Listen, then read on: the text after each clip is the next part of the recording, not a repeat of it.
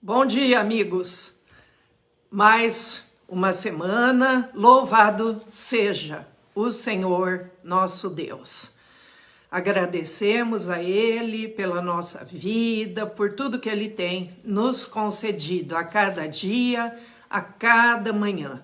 Que nós tenhamos sempre um coração agradecido, disposto a louvar, a engrandecer o nome do Senhor nosso Deus.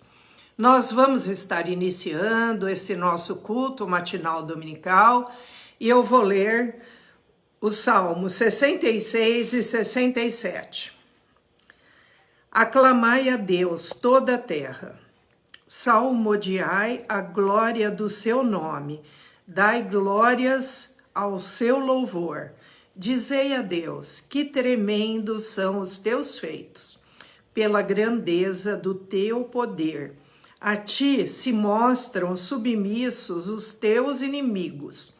Prostra-se toda a terra perante ti. Canta salmos a ti, salmodia o teu nome. Vinde e vede as obras de Deus, tremendos feitos para com os filhos dos homens. Converteu o mar em terra seca, atravessaram o rio a pé.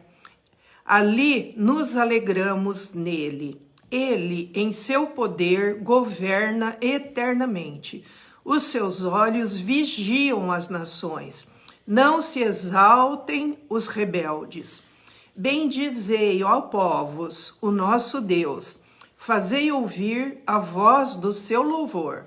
O que preserva com vida a nossa alma e não permite que nos resvalem os pés. Versículo 16. Vinde, ouvi todos vós que temeis a Deus, e vos contarei o que tem ele feito por minha alma. A ele clamei com a boca, com a língua o exaltei. Se eu no coração contemplara a vaidade, o Senhor não me teria ouvido. Entretanto, Deus me tem ouvido e me tem atendido à voz da oração. Bendito seja Deus, que não me rejeita a oração, nem aparta de mim a sua graça. Seja Deus gracioso para conosco e nos abençoe, e faça resplandecer sobre nós o rosto, para que se conheça na terra o teu caminho, e em todas as nações a tua salvação. Louvem-te os povos, ó Deus, louvem-te os povos todos. Alegrem-se e exultem as gentes, pois julgas os povos com equidade e guias na terra as nações. Louvem-te os povos, ó Deus, louvem-te os povos todos. A terra deu o seu fruto, e Deus, o nosso Deus, nos abençoa. Abençoe-nos, Deus, e todos os confins da terra o temerão. Eu vou cantar uma música aqui, que se chama Louve. Deus não rejeita a oração, oração é alimento. Nunca vi o justo sem resposta ou ficar no sofrimento. Basta somente esperar o que Deus irá fazer. Quando Ele estende as suas mãos, é a hora de vencer. Então louve, simplesmente louve. Tá chorando, louve. Precisando, louve. Tá sofrendo, louve. Não importa, louve. Seu louvor invade o céu. Deus vai na frente, abrindo o caminho, quebrando as correntes, tirando os espinhos. Ordena os anjos para contigo lutar. Ele abre as portas para ninguém mais fechar. Ele trabalha para o que nele confia, caminha contigo de noite ou de dia. Erga suas mãos, sua bênção chegou. Comece a cantar com muito louvor, com muito louvor, com muito louvor, com muito louvor. A gente precisa entender o que Deus está falando. Quando ele fica em silêncio, é porque está trabalhando. Basta somente esperar o que Deus irá fazer. Quando ele estende as suas mãos, é a hora de vencer. Então louve, simplesmente louve. Tá chorando, louve. Precisando, louve. Tá sofrendo, louve. Não importa, louve. Seu louvor invade o céu. Deus vai na frente, abrindo o caminho, quebrando as correntes, tirando os espinhos, ordena aos anjos para contigo lutar. Ele abre as portas para ninguém mais fechar. Ele trabalha para o que nele confia, caminha contigo de noite ou de dia. Erga suas mãos, sua bênção chegou. Comece a cantar com muito louvor, com muito louvor, com muito louvor.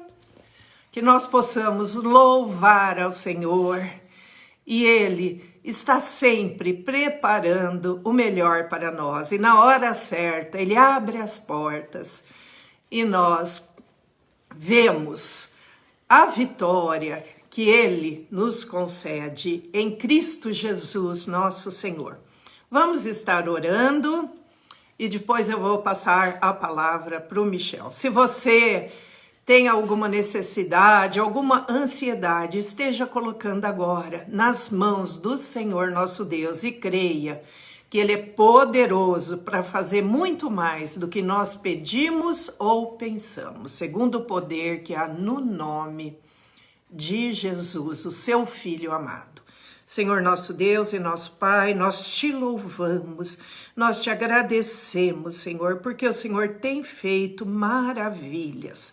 Obrigada, Senhor, porque o Senhor tem dirigido os nossos passos. O Senhor tem fechado as portas que não são boas e tem aberto as portas que o Senhor quer abrir nas nossas vidas. Dirige os nossos passos, Senhor, perdoa os nossos pecados. Santifica-nos na Tua palavra, porque a Tua palavra é a verdade. Queremos nessa hora colocar as nossas vidas nas Tuas mãos, dos nossos filhos, netos, onde quer que eles estejam. Que eles sejam abençoados, protegidos e dirigidos pelo Senhor. Ouve, Senhor, a oração de cada um dos teus filhos que está participando agora, ao vivo conosco, os que vão participar mais tarde. Recebe, Senhor, cada vida e que cada um creia que o Senhor está trabalhando por nós e que basta somente esperar o que Deus irá fazer, que possamos ter essa fé e essa confiança de que Deus sabe o que é melhor para nós. Obrigada, Senhor, por tudo. Queremos agora ouvir a Tua palavra. Vem, Espírito Santo, e usa-nos como instrumentos, que essa palavra seja uma palavra viva, que penetre no nosso coração. Obrigada, Senhor. Fala conosco, em nome de Jesus. Amém.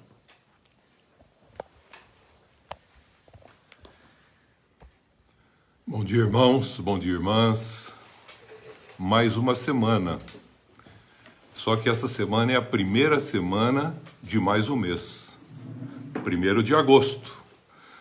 Veja quanto nós já caminhamos esse ano em comunhão com Deus e também com nossos irmãos. Uma caminhada maravilhosa, embora um tempo difícil, situações difíceis, pandemia, mas estamos vencendo com a graça do Senhor. Hoje eu quero continuar falando sobre a comunhão. E eu quero tratar o tema hoje, comunhão e a perfeição. Esse tema é muito interessante, porque à primeira vista nós achamos perfeito aquilo que não tem defeito. Então eu gostaria de compartilhar essa palavra hoje, esse sentido da comunhão e a perfeição. E eu gostaria que os irmãos abrissem Mateus, capítulo 5, a partir do versículo 43 até o 48, para meditarmos no texto que Jesus deixa, em que Mateus escreve o que ele disse a respeito desse contexto da comunhão e do amor para com Deus e para com o nosso próximo. Diz assim, Mateus, capítulo 5, versículo 43 a 48. Ouvistes que foi dito, falando a respeito da lei, amarás o teu próximo e odiarás o teu inimigo. Jesus agora afirma, eu, porém, vos digo, amai os vossos inimigos e orai pelos que vos perseguem, para que vos torneis filhos do vosso Pai Celeste. Porque ele faz nascer o seu sol sobre maus e bons, e vir chuvas sobre justos e injustos. Se amardes os que vos amam, que recompensa tendes?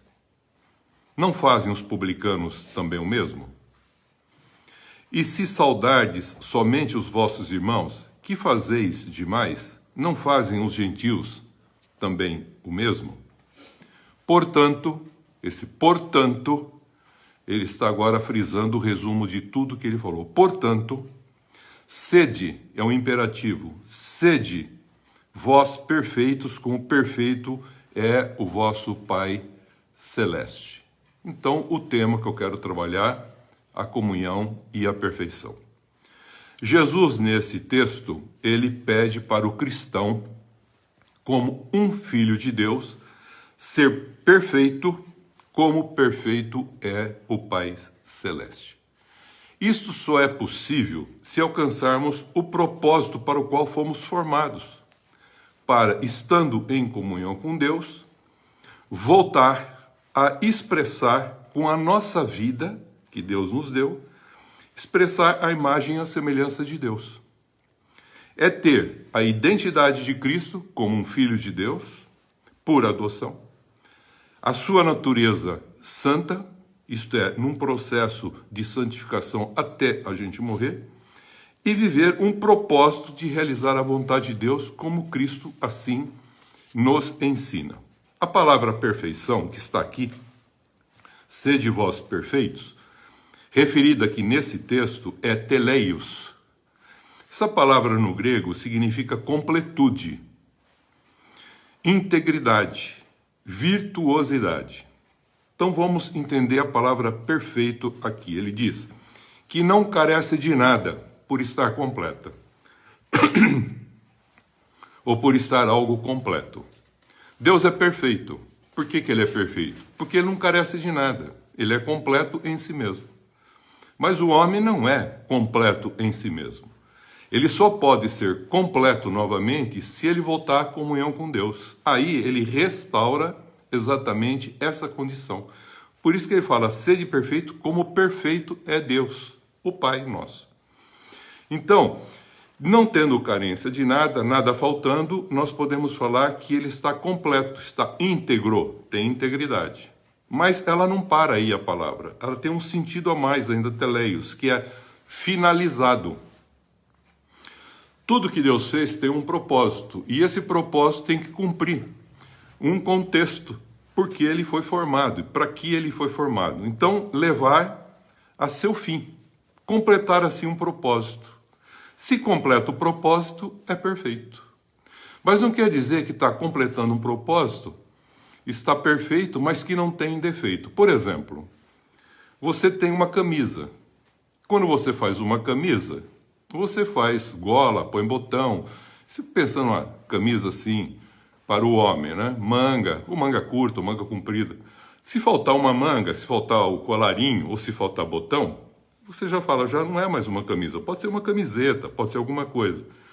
Mas se está faltando algo, então na realidade ela não vai cumprir o propósito com que ela foi feita, para proteger, realizar, cobrir e assim por diante.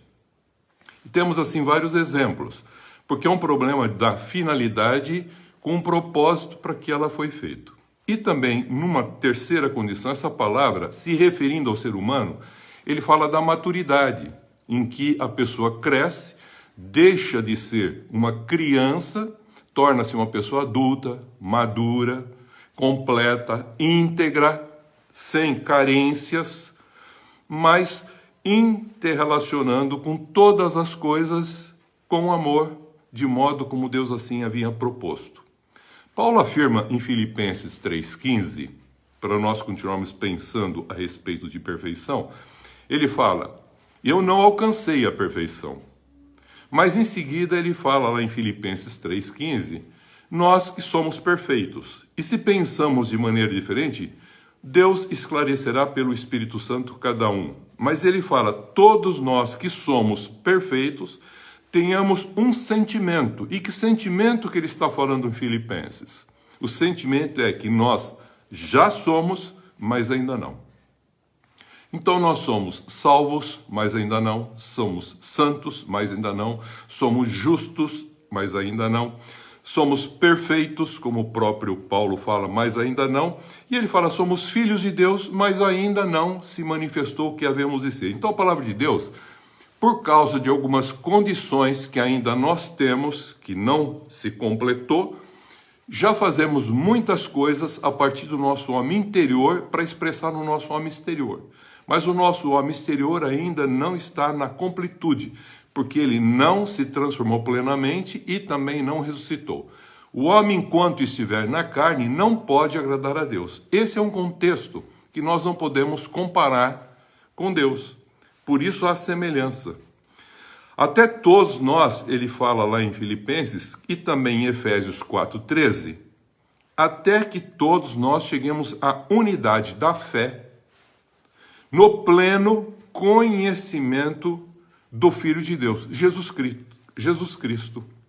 Aí ele fala, a perfeita varonilidade da estatura da plenitude de Cristo.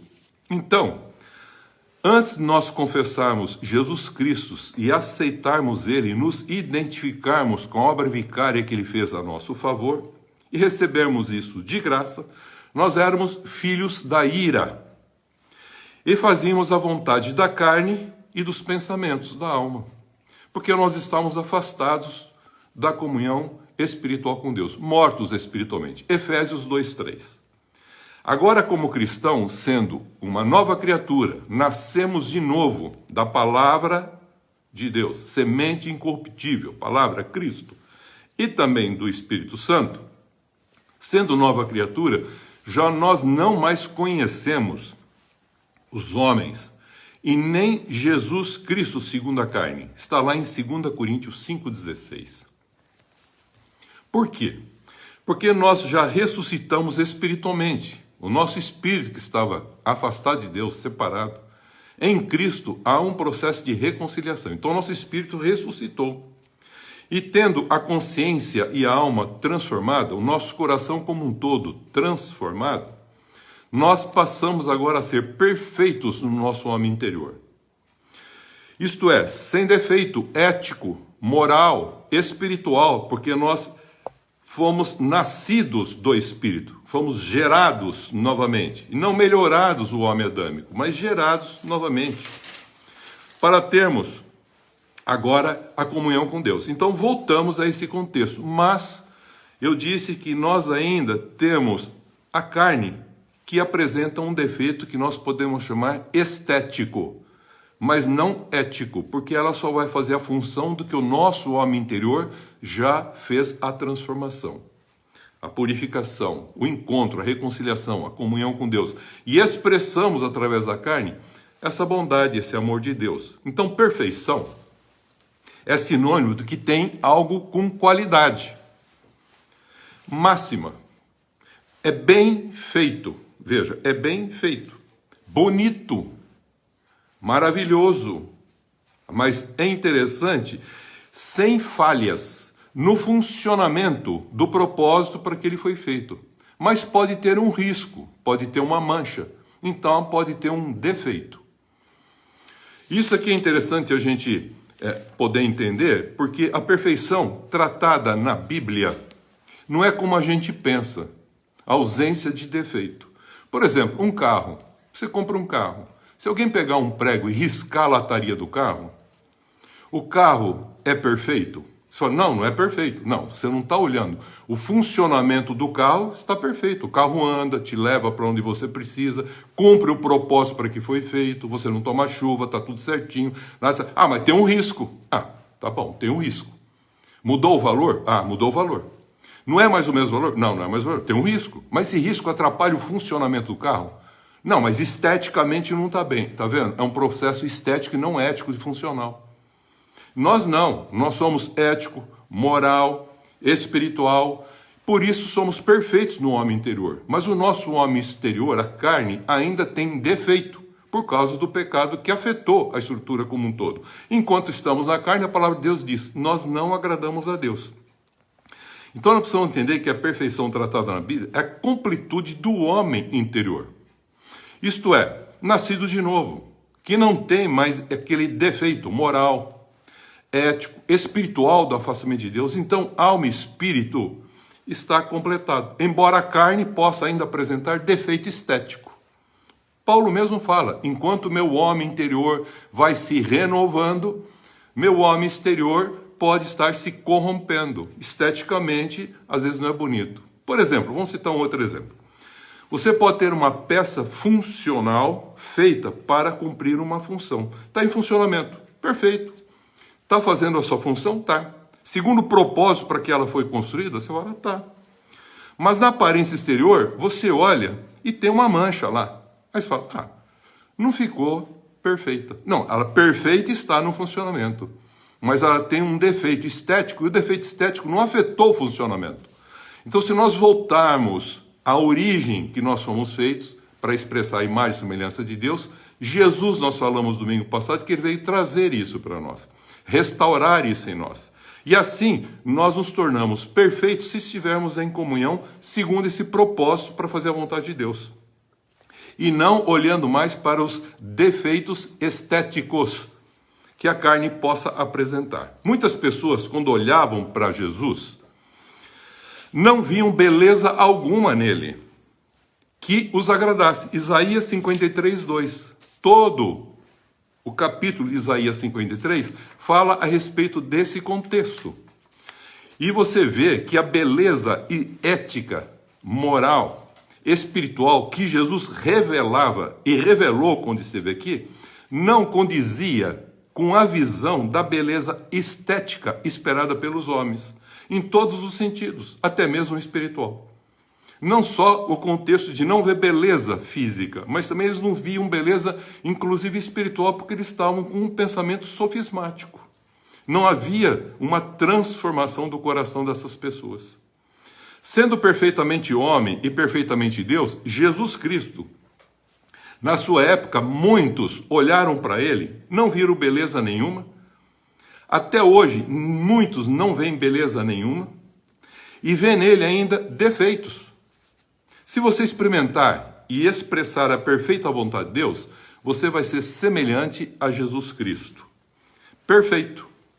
Embora ainda tenha defeito estético no seu homem exterior por causa da iniquidade do pecado. A carne sofreu isso.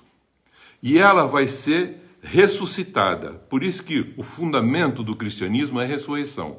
Quer do espírito, transformação da alma, e depois a ressurreição do corpo, para restaurar o ser humano novamente, na plenitude, como Deus havia feito ele no princípio. Então, perfeição é do homem interior, moral, ética, santa, absoluta, espiritual, e a forma como tratamos a partir do nosso homem interior, a condição ainda dos defeitos estéticos do homem exterior, que são relativos, temporal, no homem exterior, representado pela nossa carne.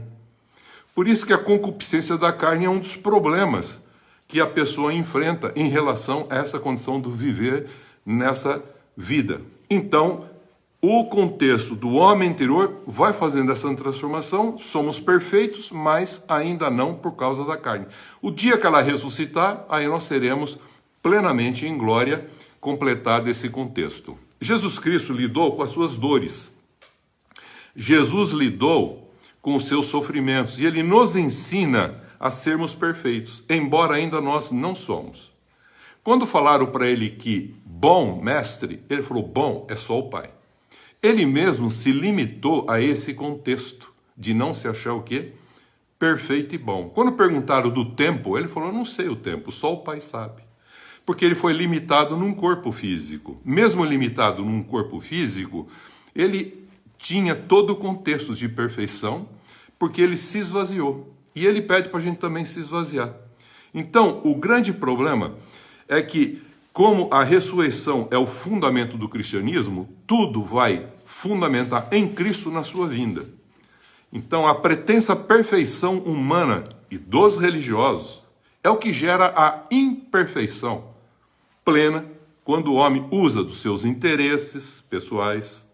Isto é, ele acha que por ele estar convivendo num contexto religioso, ele é uma pessoa justa. Exemplo de Jó, nós podemos ver um exemplo. Então a gente vai perceber que ele faz comparações, crítica, julgamento, sem ser juiz. Então ele está incorrendo erros que a lei diz para que ele não deveria fazer.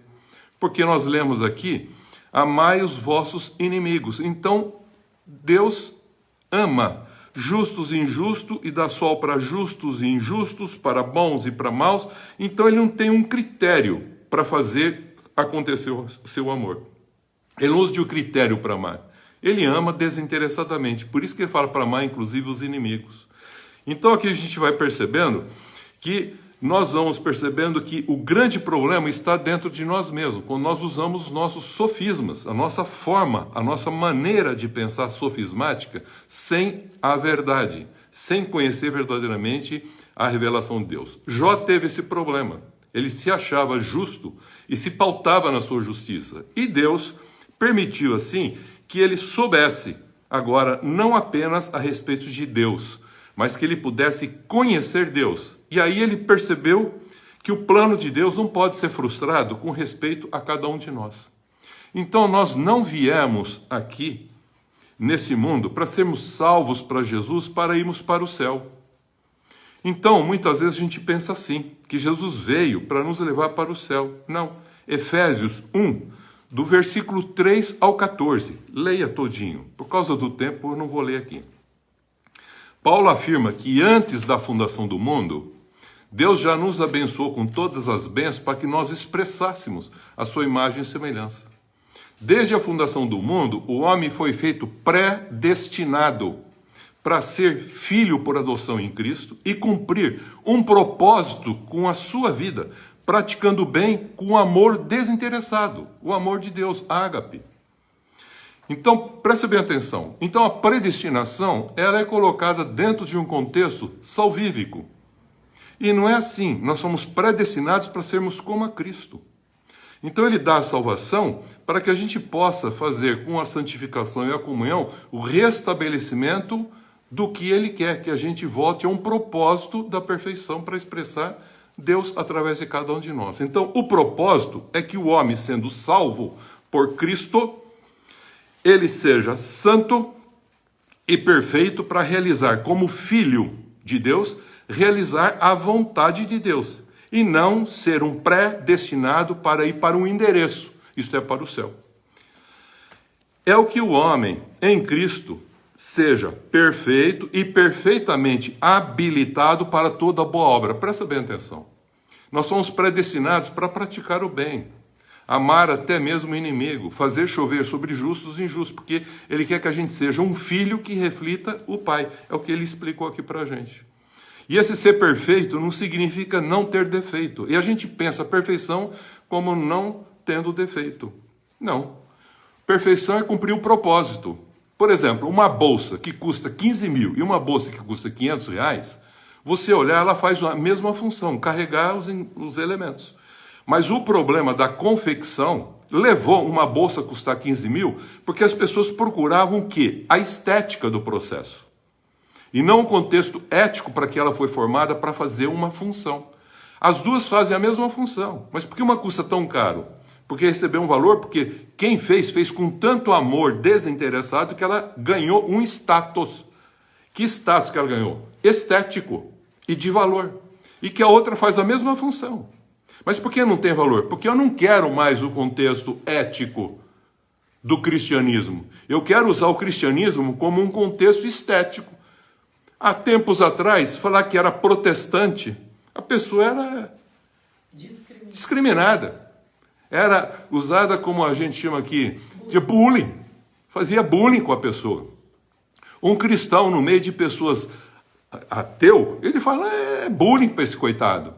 Mas por que eles não querem ouvir Cristo?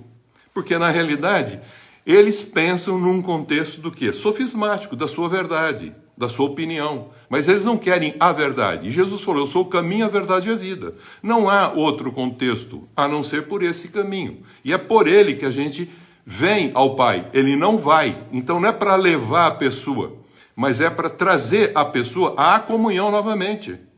Por isso que perfeição, você vai encontrar que esse contexto de predestinação acabou ficando ligado à salvação. E a predestinação é para a vivência de expressar o contexto da santificação e da comunhão. É para o homem em Cristo, perfeito e perfeitamente, veja, habilitado para toda boa obra, praticar a justiça e amor, o que é próprio de quem está em comunhão. 2 Timóteo 3,17. Continue amando, queridos, desinteressadamente os que te amam, porque não viram defeitos em você. E continue amando os que não te amam, porque viram defeitos em você. Continue amando aqueles que, não tendo defeitos, te odeiam. E os que, tendo defeito, te amam. Você vai encontrar isso rotineiramente. Tem irmãos da religião que te odeiam. E tem irmãos no mundo que te amam. Por quê? Porque eles entendem o que Deus está fazendo. Eles não estão limitando o ser humano. O perfeito amor, o ágape, o desinteressado amor, diz que lança fora o medo. 1 João 4,18. E restaura a comunhão, não só com o Deus, mas também com o nosso próximo. Então, biblicamente, queridos, perfeição não é ausência de defeito estético, mas é completude e maturidade do homem interior, é integridade, é ser como Cristo, como para que o homem volte a cumprir a vontade de Deus para o propósito, o que ele foi feito. As marcas, queridos, e as feridas em Jesus Cristo eram sinais que atestavam o cumprimento perfeito do propósito segundo a vontade de Deus, de uma beleza moral, ética, de fidelidade, santa, justa, espiritual, em comunhão com Deus, para fazer a vontade de Deus e justificar o ser humano para que ele restabelecesse de novo a comunhão com Deus. Veja como é interessante, Lúcifer, um anjo de luz. Um anjo de luz está refletindo alguma coisa que o próprio Cristo pede para nós. Vós sois luz. Lúcifer, como um anjo de luz, era o sinete da perfeição. Sinete é o selo da perfeição. Você olhando para ele, tinha brilho, tinha beleza, andava nas pedras fogosas, brilhantes, ouro, prata, safira, berilo, e bota o que você quiser, na beleza, caminhava. Na beleza e na sabedoria exterior estética, mas ele apresentou no seu coração, na sua alma, no seu contexto espiritual, um defeito ético no seu coração. Qual foi o defeito ético? Ele quis fazer negócio com Deus, porque ele achava que ele tinha direito e privilégio pelo que ele exercia. É um pensamento que o torna imperfeito. porque ele queria sentar até no lugar de Deus. Ué, eu estou tão próximo de Deus, sou perfeito, belo, bonito, então só falta eu ser quem? Deus. E passou a ser chamado diabo e Satanás na sua forma de pensar, sentir e agir. Era uma criatura formada, era um querubim da guarda, um guardião da própria palavra que não guardou. Tem pessoas que completam a sua vida existencial, vivem nesse mundo sem ter completado o seu destino, o seu propósito como um filho ou uma filha de Deus. Santo, santa, perfeito, perfeita, completo e completa, como um discípulo e um imitador de Jesus Cristo. Assim, eu gostaria de terminar dizendo que esse contexto de perfeição precisa ser transformado a nossa maneira de pensar. Perfeito é cumprir o propósito de vida para o qual o homem foi formado na sua origem, quando Deus assim o formou, para ele expressar a imagem e a semelhança de Deus. Para ir além da obrigação legal de fazer as coisas, para se dizer útil, porque nada mais útil é ser inútil, fazendo apenas obrigações, o cumprimento da lei. A lei não justifica ninguém. Jesus Cristo veio, a lei nos traz a Cristo, porque a lei mostrou quem nós somos, pecadores, e quem Deus é, santo. Então ela veio mostrar, em Cristo veio agora, mostrar como nós devemos ser como um filho de Deus. E assim, não viver o contexto apenas legal, porque isso é apenas caminhar a primeira milha, não é caminhar a segunda milha. É apenas receber um tapa no rosto e revidar, mas não virar a face para receber o segundo tapa. Aí a gente vai entendendo que nós vamos muito mais do limite da utilidade. Nós não somos úteis como eletrodoméstico, que apenas faz uma função. Não. A gente não só faz isso por uma obrigação legal, a gente faz isso por amor, porque nós entendemos que um filho de Deus expressa a imagem e semelhança do seu Pai, que é Deus. Mas vivendo em comunhão, tendo fidelidade em obediência e amor desinteressado, ágape, não só para com Deus, para com o nosso próximo, para a gente viver uma vida com dignidade. Então veja como é interessante. Muitos acham que cumprindo o contexto, até mesmo religioso, ele está cumprindo um contexto de utilidade. Isso aí nada mais inútil do que cumprir isso. Porque ele quer uma segunda milha. Qual a segunda milha? A graça, o amor espontâneo, a doação espontânea.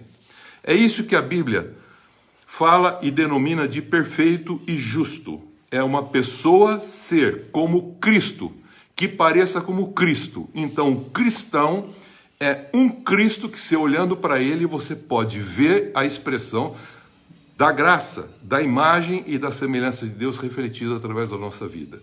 É sobre isso que eu gostaria de compartilhar hoje, de uma maneira bem sucinta, sintética, para ficar isso.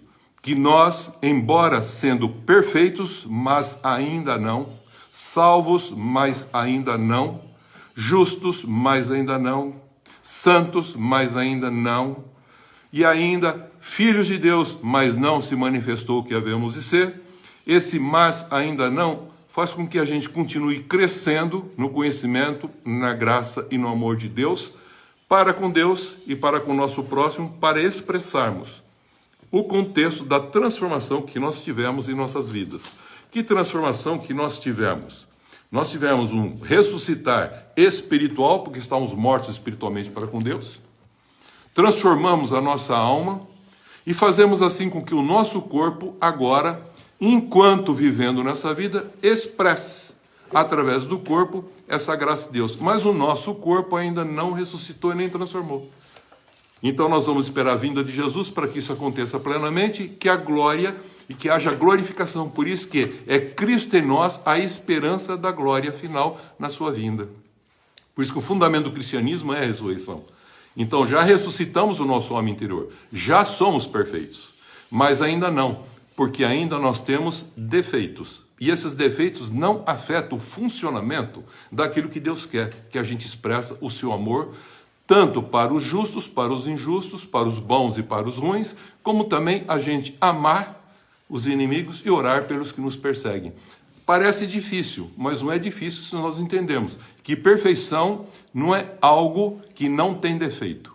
Perfeição é aquilo que foi feito para uma finalidade funcional, de ação, a prática do bem e da justiça. Por isso que Dikaiosune significa justiça. Aí você fala, que justiça? A palavra é alguém do jeito que Deus gostaria que fosse, como Cristo. Isso é Dikaiosune. Justo é ficar parecido com Jesus. E também justiça é dar direito a quem de direito. Então, dar a quem de direito? Viver uma vida para que Deus seja expressado através de cada um de nós. É sobre isso que eu quis compartilhar. Espero ter contribuído, que a gente possa caminhar junto e que a vontade de Deus predomine sobre a nossa vontade, os nossos desejos, e que a gente faça de conformidade para ser um discípulo de Jesus Cristo e ser um filho de Deus expressando o que o Pai é para cada um de nós. Em nome de Cristo Jesus. Que Deus abençoe o irmão e a irmã que ouviu essa palavra, que ela caia no seu coração e que você entenda que, embora perfeitos, ainda nós temos defeitos, até que um dia se complete na glória. Amém. Hoje ele foi rápido, já acabou, então eu vou cantar uma música aqui e depois nós vamos orar. Deixa Jesus encher tua vida com seu Espírito e seu amor, encher seu coração de gozo e louvor. Deixa Jesus cuidar das coisas que te fazem infeliz e andarás do modo como a Bíblia diz. Ó Cristo, meu Cristo, vem em mim morar. Cristo, meu Cristo, vem em mim morar. Ó, venha e cante com toda a alegria do teu coração. Renda tudo a Ele, tenha salvação. A Ele dê tuas tristezas, desilusões e tua cruz. Tudo entregue hoje em nome de Jesus. Ó Cristo, meu Cristo, vem em mim morar. Cristo, meu Cristo, vem em mim morar. Amém. Vamos estar orando e assim encerrando esse nosso momento especial de estarmos na comunhão com Deus e com os irmãos. Nós com vocês e vocês conosco e todos nós em Deus, na comunhão do Espírito Santo. Senhor nosso Deus, nós te agradecemos por esses momentos, por essa palavra preciosa, pela tua beleza, essa beleza que o Senhor faz que haja em nós. Não uma beleza estética, mas uma beleza interior que nos faz parecidos com Cristo Jesus, nosso Senhor. Que a beleza de Cristo reine em nós. Te agradecemos por tudo, pedimos a tua bênção para este domingo, para essa semana que se inicia, que nessa semana estejamos cheios de esperança, de fé, de amor e que tenhamos todos uma semana abençoada, sempre na presença do Senhor, em comunhão com o Senhor a cada dia das nossas vidas. Abençoa, Senhor, a todos, a cada um de nós e a cada um daqueles que pedem as nossas orações. Entregamos tudo nas tuas mãos, em nome de Jesus. Amém. Amém. Vamos fazer a oração da semana.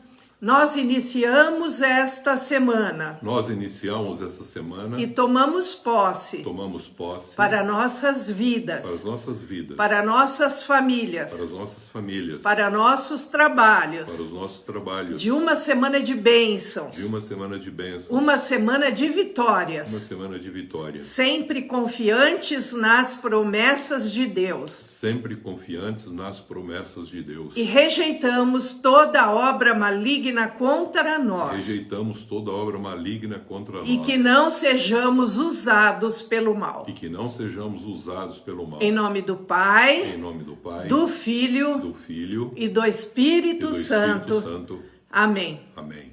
Eu quero falar que no próximo domingo nós vamos estar realizando, a Santa Ceia. Se você quiser participar conosco, você está convidado em nome de Jesus. Amém. Deus abençoe a todos.